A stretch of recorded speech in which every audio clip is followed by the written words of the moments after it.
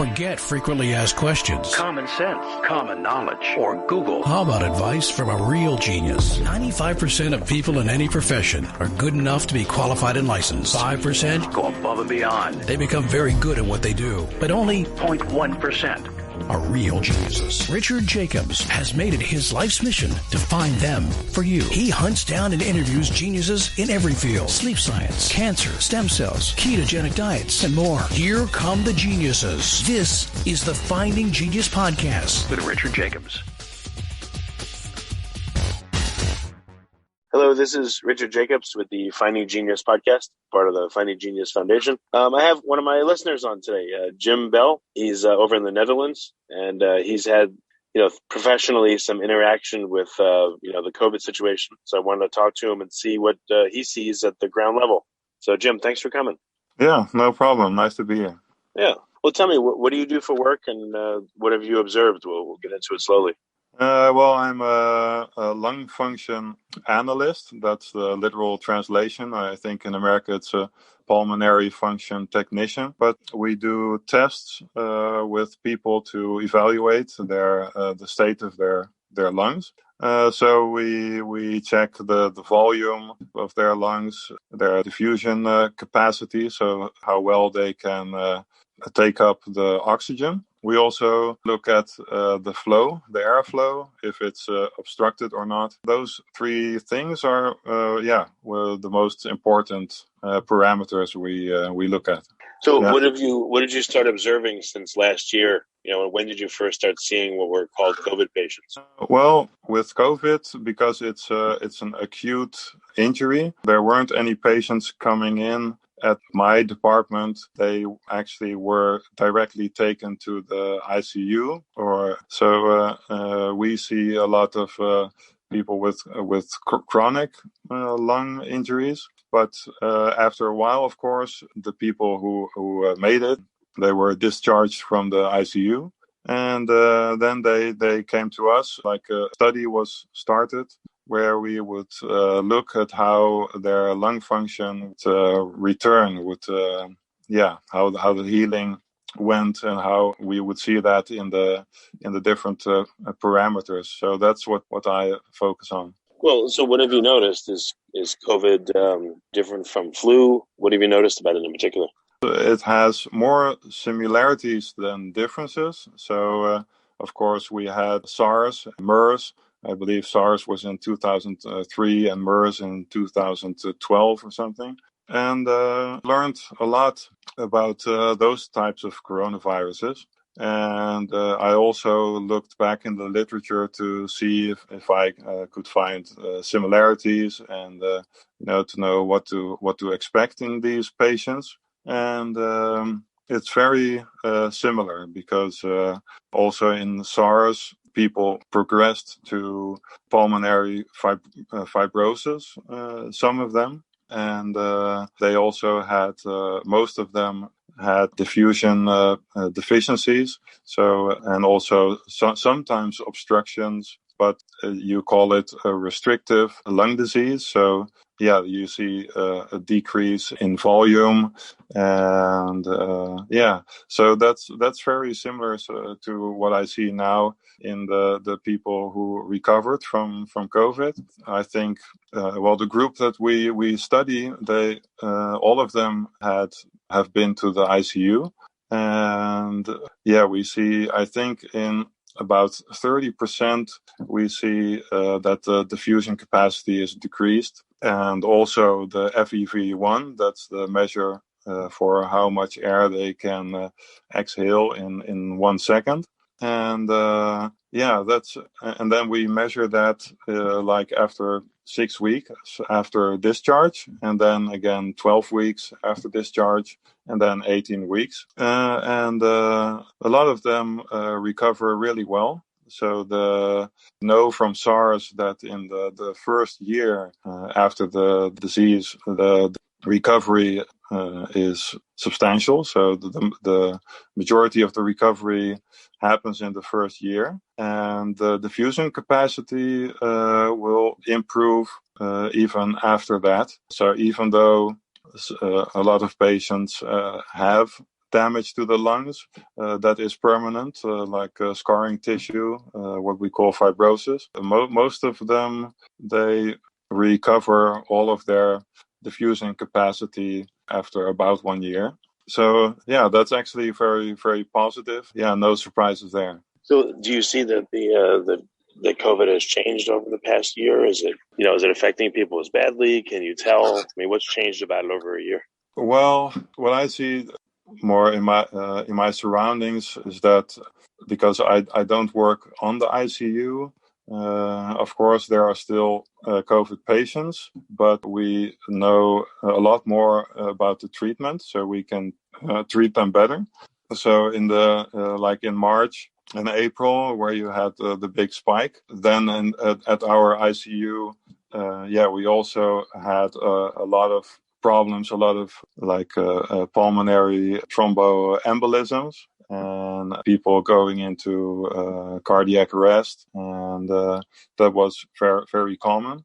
And after that, we knew more about it, and so we knew that in COVID there are a lot of coagulopathy issues, and that's the important difference between the COVID pathology and, for example, a normal pneumonia is that the coagulopathy, so the blood starts to clog the small airways, and that seems to happen more in COVID, and is a little different than other pathologies. Yeah, but the most important thing that I saw is that the treatment got better, and the survival rate got better, and yeah. So, what do you think is going to be the path forward with COVID? Do you think it's just going to settle in, and do you feel like the hospital you're at is learning how to treat people better, or are they still wrestling with it? Like, what's happening? Well, I think that the reaction of the Dutch government, because we have to look at how the situation is now. I mean, COVID is here to stay, and but if we look at the numbers, it's not much worse. If we look at the death rate, the infection fatality rate, it's not much different than the normal flu, and we know that now. In the beginning, in March of April, we didn't know so much about it. But what I see is that we know more about the disease. Less people are dying from it, but the measures, also in the hospital and in society around me, is getting stricter and more severe. So yeah, I don't. Those two don't match. So yeah, that's the biggest issue I have with the situation right now. Yeah. So what? I don't know. Is the hospital again? Are they just settling in? Are they changing their protocols? Like, what is their outlook on it? Do they talk to you guys about it when you're there, or is it just you show up for work and one day things are different and the next day things are different? Like, what's the communication been like with the hospital and the workers? Their treatment now is remdesivir and dexamethasone. I think they're not changing their treatment. They haven't changed their treatment that much in the last couple of months. But yeah, the patients we see, of course, the changes that were made were the wearing of masks and the cleaning of all the equipment. And in the beginning, they told us that, well, we're not going to stop this virus because that's not possible.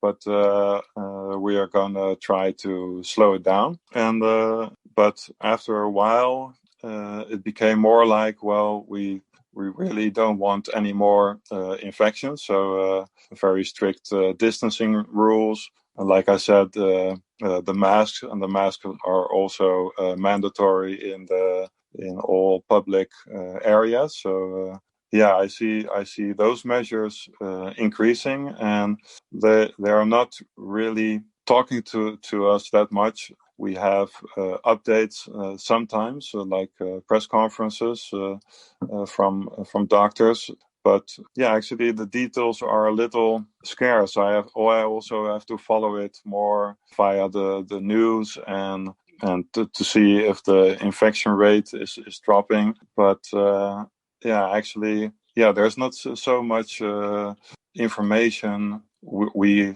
get. So yeah, we just continue on the same path. But like I said, the measures aren't decreasing, and then I'm also talking about measures outside of the hospital. Because we are also, right now in the Netherlands, we have a curfew. So you have to be in your house at 9, and you can't go out. So I'm more concerned about the total picture.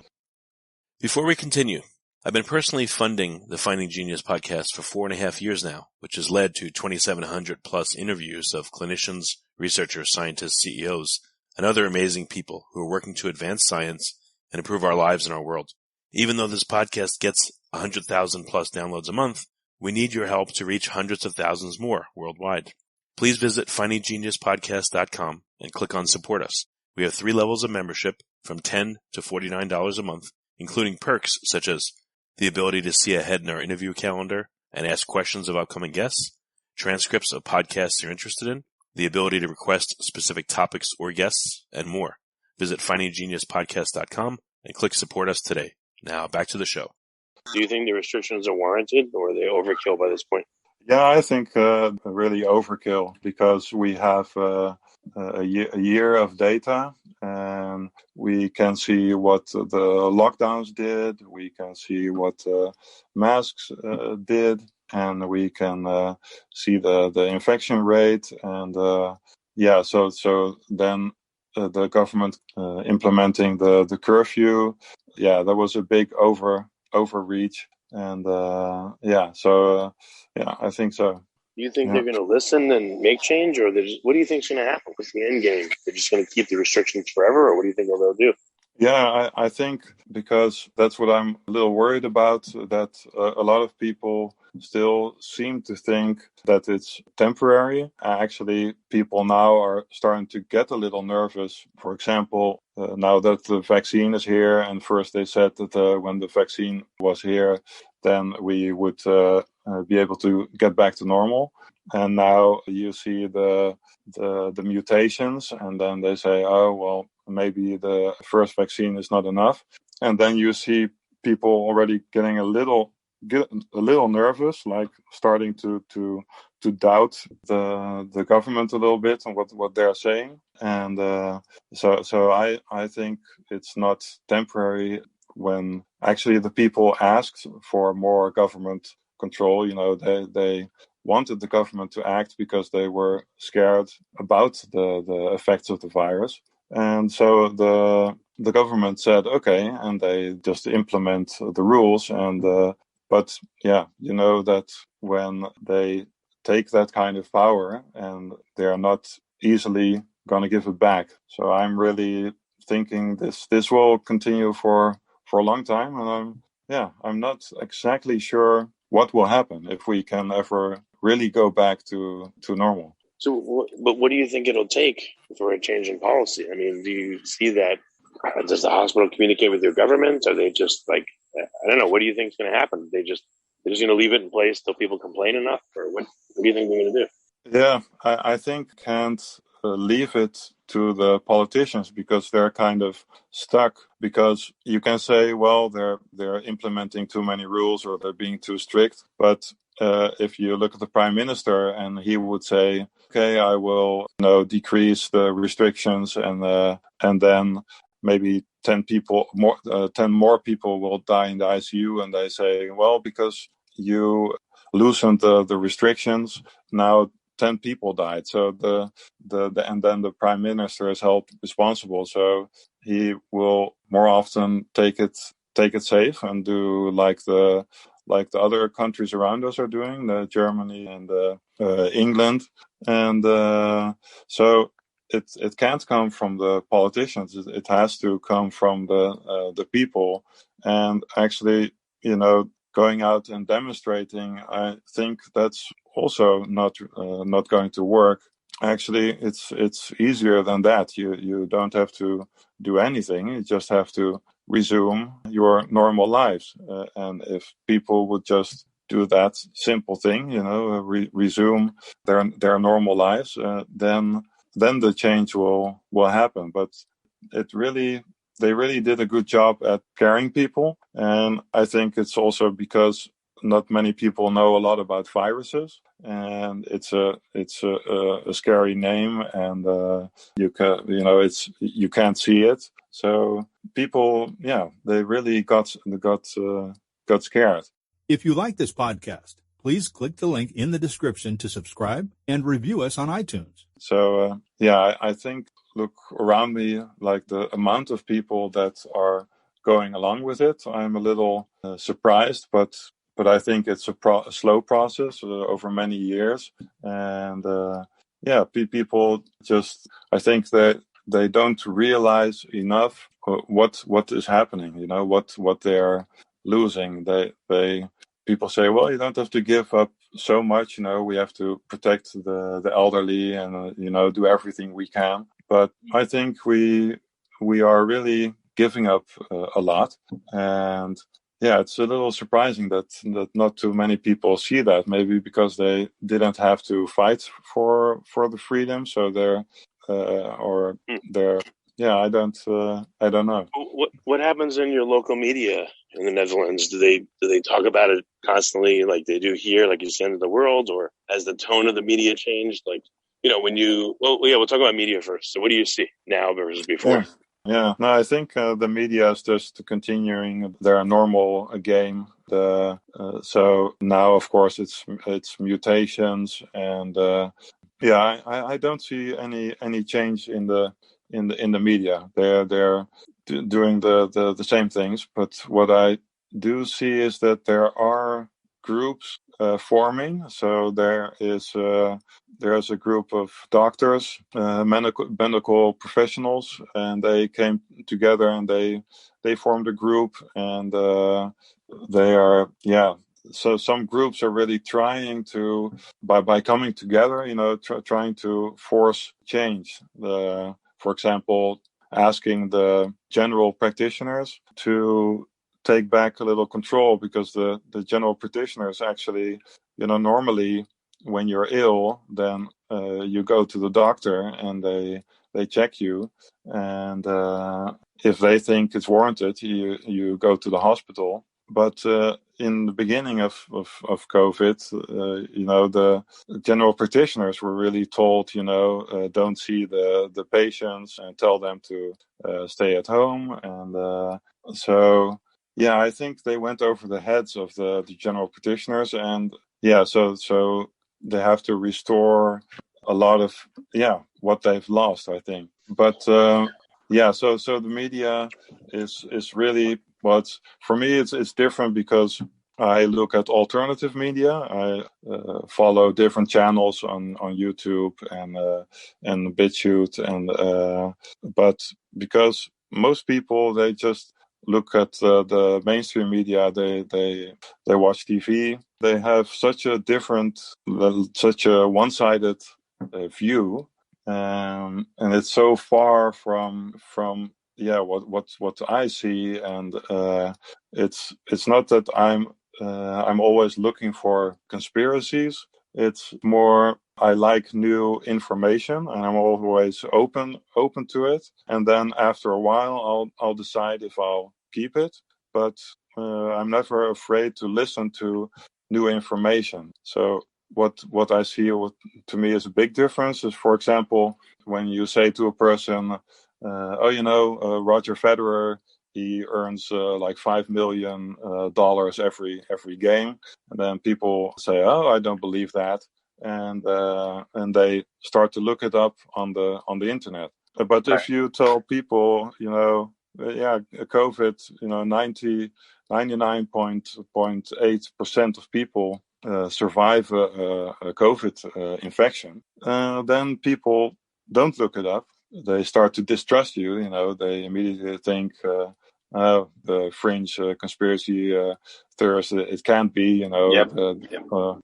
It can't be all for nothing, It's I don't know. People don't seem to want to know, or they don't want their worldview changed, or I don't really know. What do you That's see what I see.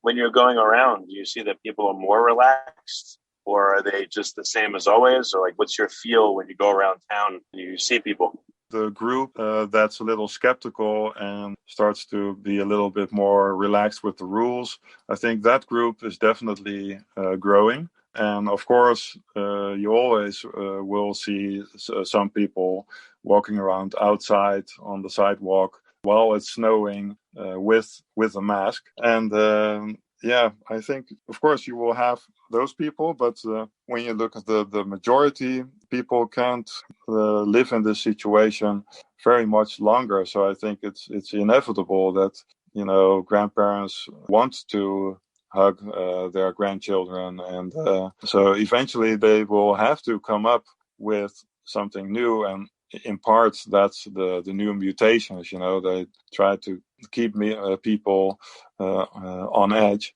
But it's definitely it's more relaxed. But in the supermarkets, you still have to wear a face mask. But if you don't wear it correctly, nobody's going to say anything. So sometimes it feels a little bit of keeping up appearances, like it's understood that masks don't really do that much, but we'll just wear them, and it's a little, to me, it's very strange when I walk around. It's if you have more information and then you walk outside and you see so many people with masks, then you think you're living a movie. It's sad. Yeah. Do you have people that put double masks on, or like put on a mask plus a face shield plus a gown and really go crazy? Or sometimes I see a mask with a face shield, but no, actually I haven't seen a double mask yet. And so I don't know, the Dutch people, they're very sober, realistic, but we have this attitude, that if you let me do my thing, I won't bother you too much, your thing. And it takes a lot to get the Dutch people out in the streets, or really that they say, okay, now we've really had enough. It takes a very long time. If you compare it to France, people go hit the streets, demonstrate a lot quicker than in Holland. Yeah. So, gotcha. But we'll see. Has your hospital used hydroxychloroquine or ivermectin, or they don't allow it? They don't allow it, I think. That's ridiculous. It's such an old drug, the hydroxychloroquine, I believe, already in use for 60 years. And of course, you have to use it with zinc, but it's really prophylactically, it's a really good one. And but if people are in the ICU, it's a little too late, because when you get a COVID infection, the virus is already gone after about 5 days. And the hydroxychloroquine really stops the virus getting in via the endocytosis. So blocks that pathway. But when you already had the infection and you have the lung damage and you have the pneumonia, then actually the virus is already gone. So the hydroxychloroquine doesn't do a lot. What So do you mean the virus is gone? So you're saying after 4 or 5 days that the virus dissipates, or what do you mean? Like, what have you observed? Well, the virus, your body takes out the virus via the liver and just moves it out of the body. So then the virus is not in your cells anymore. So, well, maybe it's nice if I just walk through the infection from the start. So, yes, please.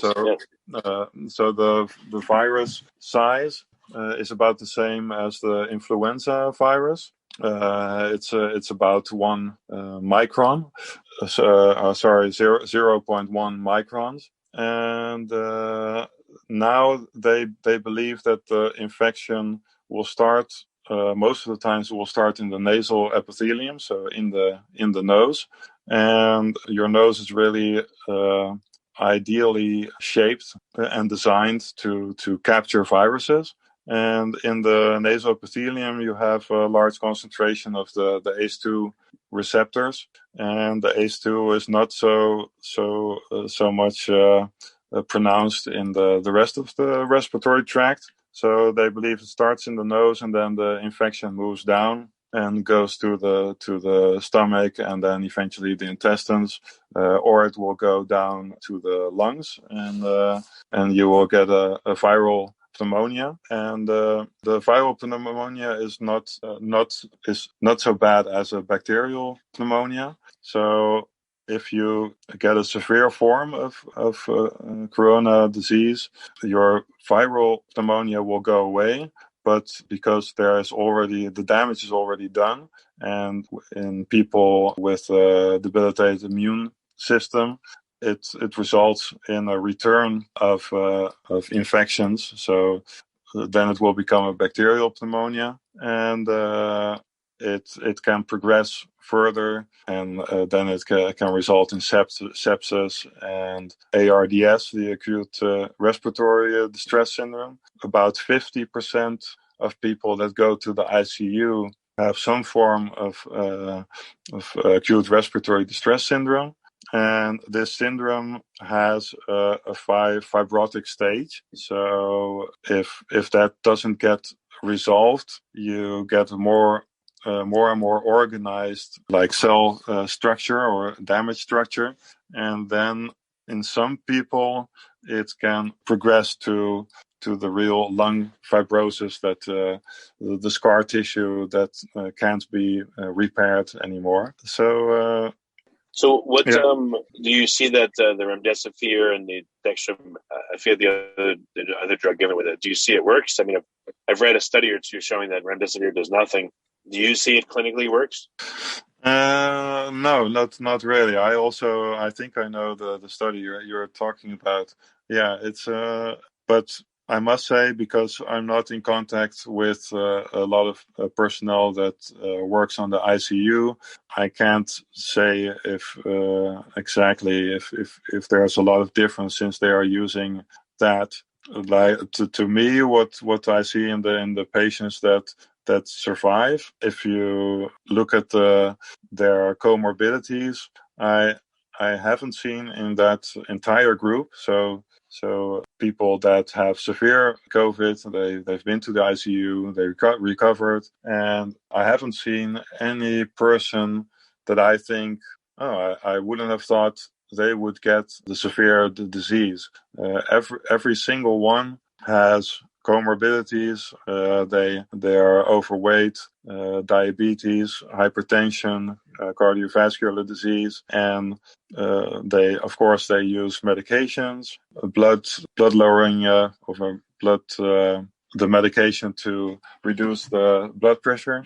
And even if they don't have those, then they tell me that they had a lot of pneumonias when they were young, or they were already asthmatic, and a lot of them are of older age. How do you say the elderly? That's what I see it like. To say it in another way, I'm not surprised by the picture I see when I look at the clinical picture of those patients. Yeah.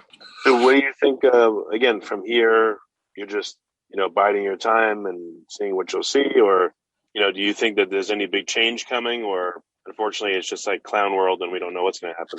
Yeah, you had a lot of people on the show that already said it very eloquently, that the clown world, like you say, I think we're not done with it. But for myself, what I'm doing is, like you said, a little biding my time, because I want to finish this education, like I'm in my final year. So I want to get my degree, and then I want to see where I want to work. Yeah, if I can, I want to move away from Holland if possible. So settle somewhere else. But I'm thinking about that. But on the other hand, there aren't many places because it's so widespread with how they handle this crisis. You can there are not so many places where you can go to get away from it, or to find a place where work is a little less restricted, or they so actually I don't really know the answer to that question. What I'm afraid of is that, well, what I already see, for example, with the vaccines, that in the beginning, a lot of my colleagues were saying, the vaccine, I don't really trust it so much, so I don't think I'm gonna take it if they start offering it. And now that it's getting closer and closer to the vaccine really getting offered to us, because of course we are also at the front line working with these patients, so maybe we're not first in line, but won't take much longer. And now most of them, they can't wait until the vaccine is here. So I see them changing their minds the closer and closer we get to the rollout. But so that bothers me a little bit. That are they gonna mandate it, you think, or were they already said that, or what's happening? Yeah, I think the very clever thing that the government will do is the same that they did with the shops. They let the shop owners implement the mask rule. So they let the shop owner tell the customers, you have to wear a mask. And I think the same they're going to do with the vaccine. They're not going to make it mandatory, but they will just do other things that you really don't have a choice in taking it. So do you think shop owners are going to be able to ask you about your medical status? I mean, like in the U.S., that's already being violated. You're not supposed to ask. That medical information is protected, but I don't know about in the Netherlands. Like, how could they say, "Oh, you need to be vaccinated and show proof"? I mean, that's insane. But who knows?